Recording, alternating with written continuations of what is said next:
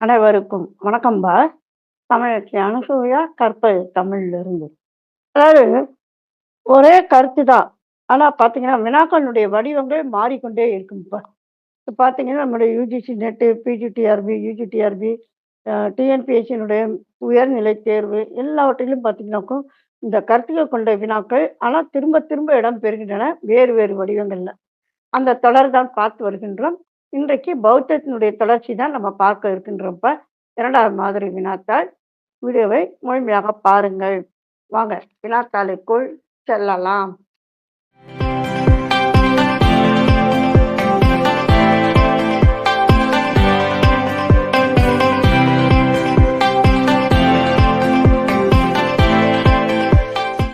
இலங்கையில் மகிந்தர் பௌத்த சமயத்தை பரப்பியபோது அவருக்கு உதவியாக இருந்தவர் யார்?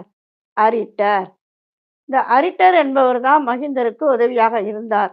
அதற்கான சான்றாக ஆராய்ச்சி வல்லுநர்கள் கொடுப்பது எது? மதுரையில் குகைகள் பல இருக்கின்றன. அதில் ஒன்று அரிட்டாப்பட்டி என்னும் கிராமத்தில் இருப்பது. பட்டினாலே கிராமம் தான். அந்த ஊர் அவர் உதவினார் அப்படிங்கிறனால அவர் பெயராலேயே அந்த ஊரானது அமைந்திருக்கின்றது. பௌத்த பிக்குகளின் கூட்டத்தின் உறுப்பினர்களை எவ்வாறு அழைப்பர்? தேரர் என்று அழைப்பர். புத்தரின் அறநெறிகள் எவ்வாறு அழைக்கப்பட்டன? ஏன்? திரிபிடகம் என்று அழைக்கப்பட்டன. ஏன் அப்படின்னாக்க 3 குடைகளிலிருந்து கண்டெடுக்கப்பட்டதால் இவ்வாறு அழைக்கப்பட்டன. பௌத்த பள்ளியை பற்றிய வர்ணனையை கூறுகின்ற 10 பாட்டு நூல் எது? நல்லா கவனிச்சுக்கோங்க. இந்த வீடியோ திரும்ப திரும்ப இடம்பெறுகின்ற வினாக்கள் தான் நம்ம சொன்னோம். அதே மாதிரிதான் ஒவ்வொரு வினாக்களும் வேற மாதிரி வருகின்றன. இப்ப இந்த பார்க்கின்ற வினாவும் அதே மாதிரி தான். மதுரை காஞ்சி அதான் 10 பாட்டு நூல். இந்த நூலை எழுதியவர் மாங்குடி மருதனார். எழுதப்பட்டவர் மீது யார் மீது? பாண்டியன் நெடுஞ்செழியன் மீது. அப்போ நல்லா கவனிங்க. பௌத்த பள்ளி 1, மதுரை காஞ்சி 2, மாங்குடி மருதனார் 3, பாண்டியன் நெடுஞ்செழியன் 4, 10 பாட்டு நூல் 5. 5 கருத்துக்கள் இருக்கின்றன இந்த ஒரு வினால. இதுவே பார்த்தீங்கன்னா வேற வேற மாதிரியான வினாக்களாக இடம்பெறும். பௌத்த பள்ளியை பற்றிய வர்ணனையை 10 பாட்டு நூலில் கூறியிருப்பவர் யார் அப்படின்னு வரும். அப்போ மாங்குடி மருதனார். இது தெரிய விடைகள்ல பார்த்தீங்கன்னாக்கோ மாங்குடி மருதனார் எழுதியது பாண்டியன். அப்போ பாண்டியன் மீது பாடப்பட்ட 10 பாட்டு நூல் இது. அப்போ வினாக்களின் வடிவங்கள் மாறுபடுகின்றன தவிர அந்த சொற்கள் ஆனா இந்த கருத்துக்கள் இந்த 5 விதமான கருத்துக்களும் வேறு வேறு வடிவங்களில் இடம்பெறுகின்றன. சரிங்களா? அதுதான் சொல்றேன் நான் ரிப்பீட்டட் கொஸ்டின்ஸ் அப்படின்ட்டு. பௌத்த சமயத்தவர் எந்த மரத்தை புனிதமாக கருதி போற்றினார்? அரச மரத்தை. ஏன்? புத்தர் அதாவது போதி மரத்தடின் கீழ் அமர்ந்து ஞானம் பெற்றனார். அந்த போதி மரம் தான் அரச மரம்னு சொல்லுவாங்கப்பா. சரிங்களா? 8 தொகை நூல்கள் தொகுக்கும் முன்னரே பௌத்தம் தமிழகத்தில் வேரூன்றி இருந்தது என்பதற்கான சான்று இது. நற்றிணையில் இருக்கின்ற பாடல். அந்த பாடலை பாடியிருப்பவர் இளம் போதியார். நம்ம போதி மரத்தடின் கீழ் ஞானம் பெற்றதுனால போதியார் அப்படின்னு சொல்லுவாங்க. அதே சமயத்துல பார்த்தீங்கன்னாக்கா ஏற்கனவே புத்தர் அந்த மாதிரியான இதுல இருக்கிறதுனால அதனால அந்த புலவர் இளம் போதியார் என்று தன் பெயரை வைத்துக் கொண்டதாக கூறுவர். சரிங்களா? சரி, அந்த பாடல் எது? 72ஆம் பாடல். ஐம்பெரும் காப்பிய நூல்கள் பௌத்த சமய கோட்பாடுகளை பரப்புவதற்கென்றே இயற்றப்பட்ட காப்பியங்கள் என்னென்ன? மணிமேகலை மற்றும் குண்டலகேசி. சிலப்பதிகாரத்தில் இளங்கோவடிகள் பௌத்த சமய கோவில்களை எச்சொல்லால் குறிப்பிடுகின்றார்? இந்திர விகாரங்கள் என்று குறிப்பிடுகின்றார். பனையைந்து ஓங்கிய பாசிலை போதி, இந்திர விகாரம் 7உடன் போகி என்னும் பாடல் தொடர்கள் இடம்பெறும் காப்பியம் எது? சிலப்பதிகாரம். நல்லா கவனிங்க. போதின்னு இருக்கு.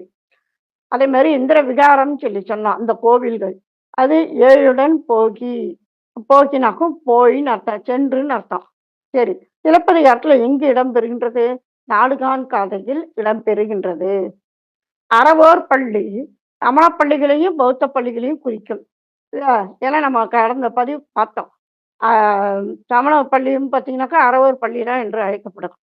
இருந்தாலும் அந்த அறவோர் அப்படிங்கிற அந்த சொல் பௌத்த துறவியரை வேற்றுமே குறிக்கின்றது. அறவோர் பள்ளியும் அரண் ஓம் படையும் என்னும் இந்த தொடர் இடம்பெறுகின்ற காப்பியம் எது? அதுவும் பார்த்தீங்கன்னா சிலப்பதிகாரம் தான். இந்திர விழவு எடுத்த காதை. சரிங்களா?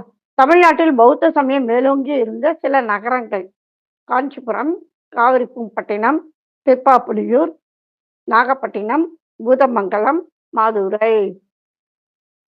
அடுத்த வினா: அசோகரின் ஆட்சி காலத்தில் புத்தர் அருளிய கோட்பாடுகள் பொறிக்கப்பட்ட முக்கியமான கல்வெட்டுகள் யாவை? முக்கியமானது பார்த்தீங்கன்னா 4 கல்வெட்டுகள் முக்கியமானவை. பெரிய தூண் கல்வெட்டு, சிறு தூண் கல்வெட்டு, பெரும்பாறை கல்வெட்டு, சிறுபாறை கல்வெட்டு. ஒவ்வொன்றிலும் போனோம்னு வைத்துக் கொள்ளுங்களேன், நம்முடைய இந்திய நாட்டினுடைய சில மாநிலங்களில் காணப்படுகின்ற கல்வெட்டுகள், அதே சமயம் வெளிநாட்டில் இருக்கின்ற கல்வெட்டுகள். இங்க எப்படி மாநிலம் அப்படின்னு சொல்லி நம்ம சொல்லுகின்றோமோ, இந்தியாவுக்குள்ளேயே மாநிலம் சொல்றோமோ, அந்த மாதிரி வெளிநாட்டிலும் இருக்கின்ற மாநிலங்கள் அங்கே இருக்குங்க. அப்ப அதனுடைய இடங்கள் பெயர். இது ஒரு தனி பதிவு அடுத்து வருகின்றது நம்ம பார்க்கிறோம்ப்பா. சரிங்களா? விரிவாக பார்க்கலாம். அடுத்து, அசோகரின் அரமேய மொழியில் பொறிக்கப்பட்ட காந்தார கல்வெட்டு எந்த நாட்டில் இருக்கின்றது? ஆப்கானிஸ்தானில் இருக்கின்றது. அடுத்ததாக பொறுத்துக்கங்கப்பா. லும்பினி, பிரம்மகிரி, போக்ரா, ரோத்தாஸ்.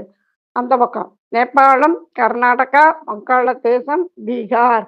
அதாவது இதுவும் அதே மாதிரி தான் பார்த்தீங்கன்னா, அசோகனுடைய கல்வெட்டுகள் நம்ம இந்தியாவுக்குள்ள இருக்கின்ற இதெல்லாம் மாவட்டங்கள். இது இந்த மாநிலங்கள் அப்படிங்கிறத நம்ம கண்டுபிடிக்கணும். சரிங்களா? இப்ப பார்த்தீங்கன்னா, இப்ப விடையை பார்ப்போம். லும்பினி நேபாளம் 1, பிரம்மகிரி கர்நாடகா 2, போக்ரா வங்காளதேசம் 3, ரோத்தாஸ் பீகார் 4. அப்ப விடையானது பார்த்தீங்கன்னா, நேருக்கு நேராகவே அமைகின்றனப்பா. நம்ம முதல் தடவையா இத பார்க்குறோம் அப்படிங்கிறனால தான் விடையானது நேராகவே அமையுமாறு கொடுக்கப்பட்டது. சரிங்களா? அடுத்து, தமிழ்நாட்டில் மிகவும் புகழ்பெற்ற பௌத்த சமய சான்றோர்கள். நெறைய பேர் இருந்திருக்காங்க. அதுல 2 பேர சொல்லுங்க. சீத்தலை சாத்தனார் மற்றும் தர்மபாலர். புத்தர் முதலாக பௌத்த அறநெறிகள் கொண்ட கோட்பாடுகளை கொண்டு அதை எங்கு அவர் உரையாற்றினார்? சாரநாத்தில் உரையாற்றினார். பத்ராசனத்தில் புத்தர் அறங்கூறும் நிலையில் கைகள் மூலம் காட்சிப்படுத்தும் சிலையை எங்கே காணலாம்? சாரநாத்தில் காணலாம். உலகிலேயே மிக பழமையான மர கட்டமைப்புகளை கொண்ட இடங்களில் ஒன்றான ஹொராயுஜி பௌத்த மடாலய கோவில் எந்த நாட்டில் அமைந்திருக்கின்றது? ஜப்பானில் அமைந்திருக்கின்றது. இதுல பார்த்தீங்கன்னா ஒரு தனி பதிவு பண்ணலாம். அவ்வளோ கருத்துக்கள் இருக்கு. ஏன்னா இந்த மர கட்டமைப்பு கொண்டு கோவில்கள் அமைக்கிறது பார்த்தீங்கன்னாக்கும் அவ்வளவுக்கு ஒரு ரொம்ப கலைநயத்தோட அவங்க செஞ்சிருப்பாங்க. அது என்னென்ன கோயில்னு சொல்லி அது ஒரு தனி பட்டியலே இருக்கு. அதுல நம்முடைய பௌத்தம் சார்ந்த கோவில் அப்படின்னு சொல்லி பார்த்தோம்னாக்கும், அது இந்த மாதிரியான ஒரு இடத்துல இருக்கின்றது. சரிங்களா? ஜப்பான் பா. உலகின் 2வது பெரிய பௌத்த கோவில் வளாகம் எங்கு காணப்படுகிறது? ஜாவா என்னும் தீவில் காணப்படுகிறது. அந்த பௌத்த கோவில் வளாகம் சொல்றோம் இல்லையா? அந்த இடத்துக்கு பேரு சண்டி செவு. சரிங்களா? ஆக பௌத்தம் தொடர்பான மாதிரி வினாத்தாள் இந்த பதிவில் நாம் பார்த்தோம்ப்பா. அசோகர், அவருக்கு உதவியாக இருந்தவர்கள், பௌத்த சமயத்தை பற்றி, பௌத்த சமய கோட்பாடுக்கு முதல்ல எங்கு உரையாற்றினார், அதுக்கான அந்த ஒரு சிலை காட்சி அமைப்பு எந்த ஊரில் இருக்கின்றது, அடுத்து அவருடைய கல்வெட்டுக்கு முக்கியமானவை அவை என்னென்ன, அதே சமயம் வெளிநாட்டிலும் இருக்கின்ற பௌத்த சமயம் சார்ந்த குறிப்புகள், நம்முடைய இலக்கியங்களில் காணப்படுகின்ற பௌத்தம் சார்ந்த குறிப்புகள், இது பற்றி இந்த பதிவில் நான் பார்த்தோம்பா. இதனோடு தொடர்புடைய அதே சமயம் இன்னும் முக்கியமான பதிவுகள் இதனுடன் இணைக்கின்றேன். இணைத்து படியுங்கள். சரிங்கப்பா. மீண்டும் ஒரு புதிய பதிவில் சந்திப்போம். நன்றி. வணக்கம்.